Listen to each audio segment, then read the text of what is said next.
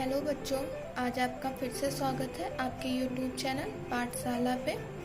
आज से हम कारक विभक्ति प्रकरण पढ़ेंगे। तो स्टार्ट करते हैं। संस्कृत में कारक हमें 6 बतलाए गए हैं। तो सबसे पहले इसकी परिभाषा। कारक शब्द का अर्थ है क्रिया से संबंध रखने वाला, किसी वाक्य में जिस संज्ञा, सर्वनाम आदि का क्रिया से संबंध होता है वही कारक कहलाता है। तो हमारे कारक 6 हैं, वो हैं इस प्रकार: कर्ता, कर्म, करण, संप्रदान, अपादान, अधिकरण। इसका एक सूक्त भी आता है: कर्ता कर्म च करणम च संप्रदाय तथैव च अपादानम अधिकरणं इत्याहु कारिकाणि षड्। तो क्रिया का संपादक होता है कर्ता, क्रिया का कर्म और क्रिया का संप्रदान जिसकी सहायता से हो वो करण कहलाता है, और क्रिया जिसके लिए हो वो संप्रदान कहलाता है, और क्रिया जिससे निकले या दूर हो वह अपादान कहलाता है, और क्रिया जिस स्थान पर होगी वह अधिकरण कहलाएगा। ऊपर वाला आप फिर से एक बार देख लीजिए। संस्कृत में 6 कारक हैं। परिभाषा: जिससे क्रिया का संबंध हो वो कारक कहलाता है।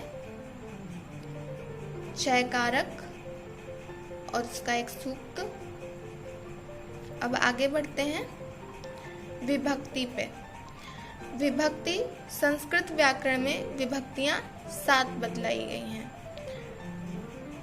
प्रथमा और संबोधन को हम एक ही बोलते हैं। द्वितीया, तृतीया, चतुर्थी, पंचमी, षष्ठी और सप्तमी। अब हम कारक की परिभाषा संस्कृत और हिंदी अर्थ सहित पढ़ेंगे।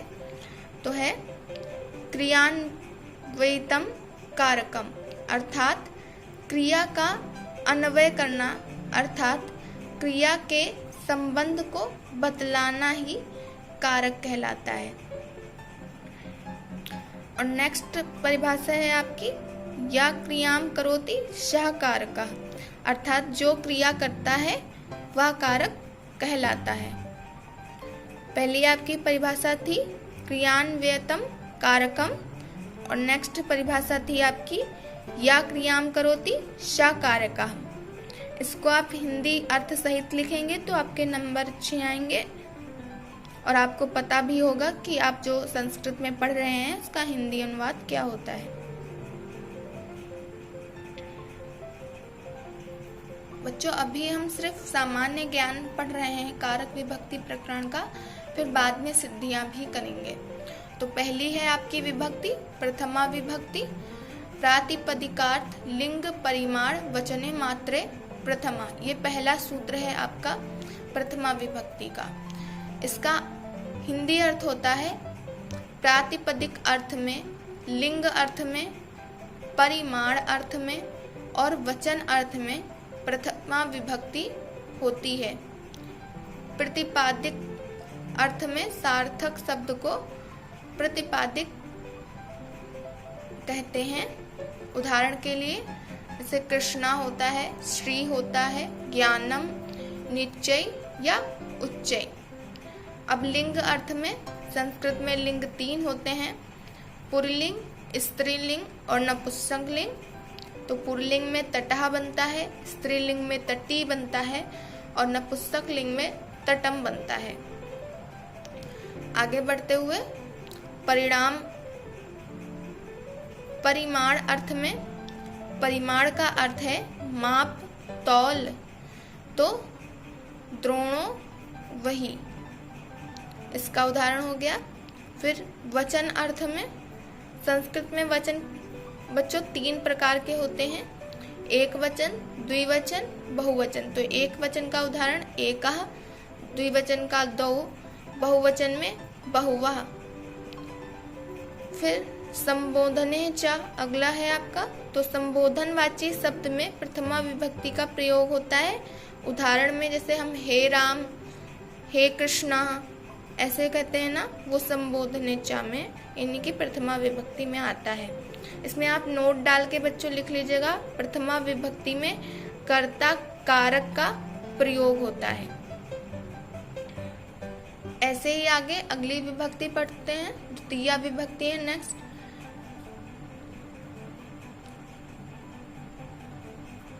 तो पहला सूत्र है आपका कर्तुरी शिप सप्तमः कर्मः, अर्थात कर्ता अपनी क्रिया से जिन पदार्थ को प्राप्त करने की अधिक इच्छा रखता है वह कारक कर्म कारक कहलाता है। इसको अलग अलग डिवाइड करके पढ़ेंगे। कर्तुरी शिप तपम कर्मः। ठीक, आगे नेक्स्ट है आपका कर्मणि द्वितीया, अर्थात कर्म में द्वितीया विभक्ति का प्रयोग होता है। उदाहरण में है माशिवशम बंधनति, अर्थात उड़द के खेत में घोड़े को बांधता है।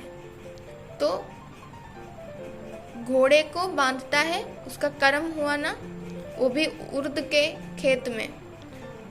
और उड़द घोड़े को अत्यधिक प्रिय भी होते हैं, यानी कि वो अधिक इच्छा रखता है उस पदार्थ की, इसलिए।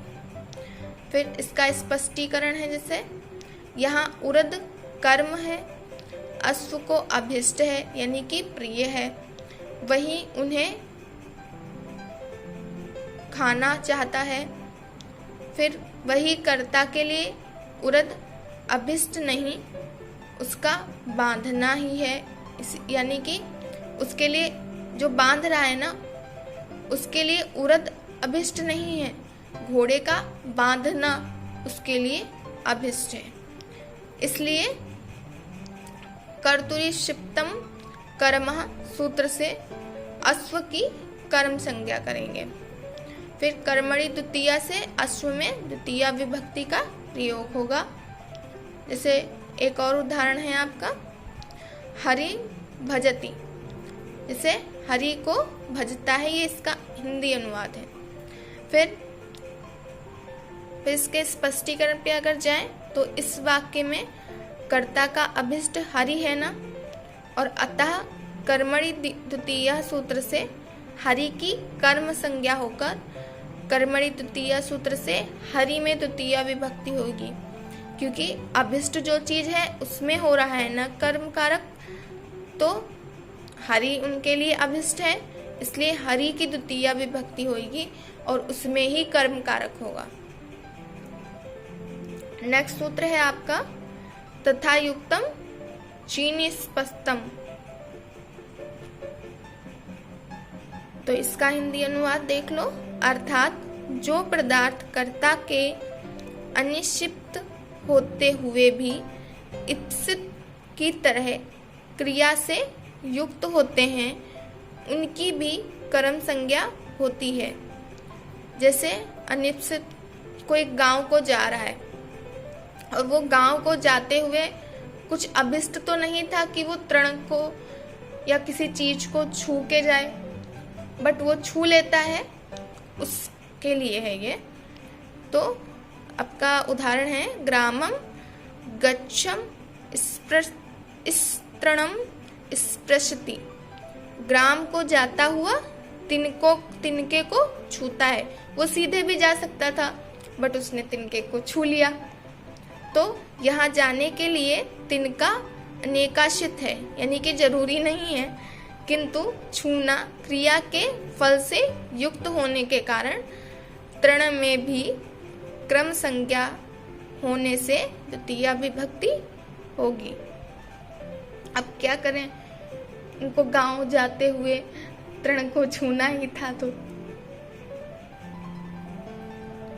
ऊपर से एक बार नजर डाल लो, फिर नेक्स्ट विभक्ति।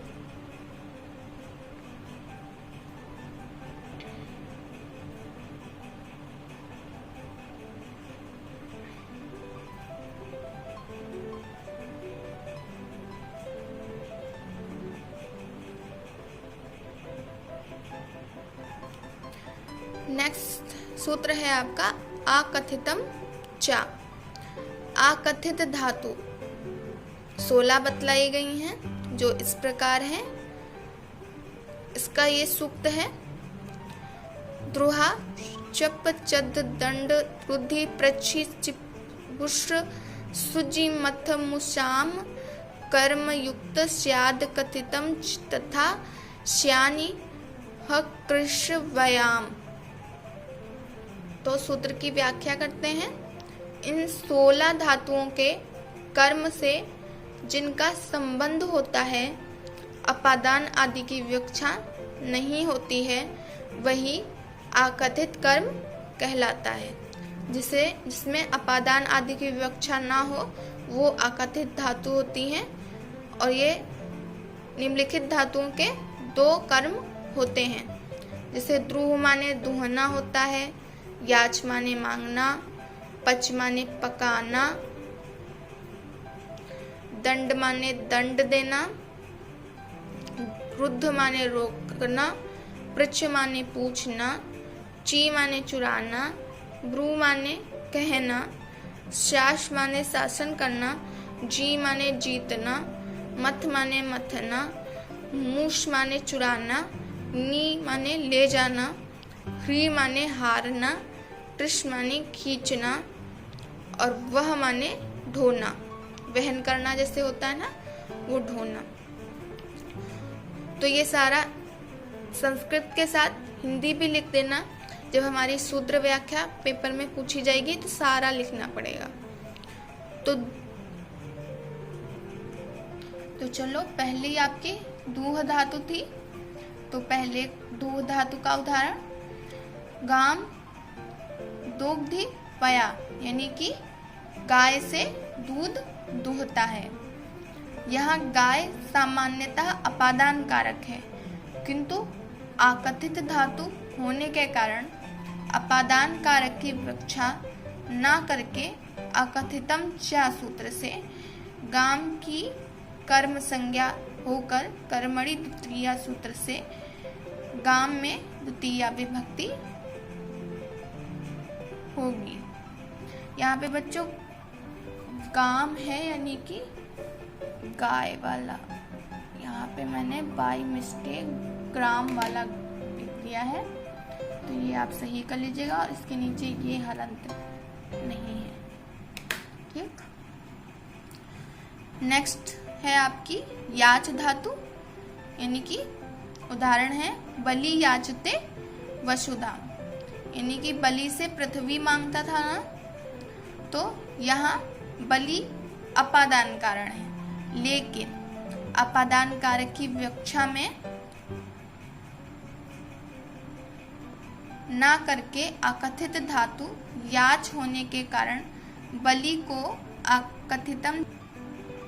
अकथितम च सूत्र से कर्म संज्ञा होकर कर्मणि द्वितीया सूत्र से बलिम में द्वितीया विभक्ति होगी। जैसे बच्चों दूह में गाम यानी कि गाय में द्वितीया विभक्ति होगी, तो याच वाली में बलि में द्वितीया विभक्ति होगी। इसको आप अंडरलाइन कर सकते हैं, यहाँ पे गाम, यहाँ पे बलि।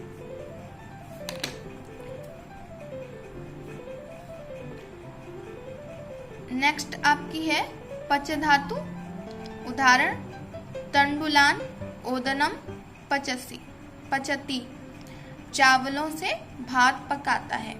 चावल उनसे कहते हैं जो कच्चे होते हैं, और जब उन्हें पकाते हैं तो उन्हें भात कहते हैं, पर हम लोग दोनों को ही चावल कहते हैं। यहाँ पच धातु आकथित है, इसलिए आकथितम च सूत्र से तंडुल की कर्म संज्ञा होकर कर्मणि द्वितीया सूत्र से तंडुलान में द्वितीया विभक्ति होगी। ये ऊपर से बच्चों देख लो, इसके आगे का हम कल पढ़ाएंगे। आपको अच्छा लगे तो लाइक शेयर सब्सक्राइब कीजिएगा और दूसरों को भी शेयर कीजिएगा, हेल्प करना अच्छा होता है। तब तक के लिए बाय।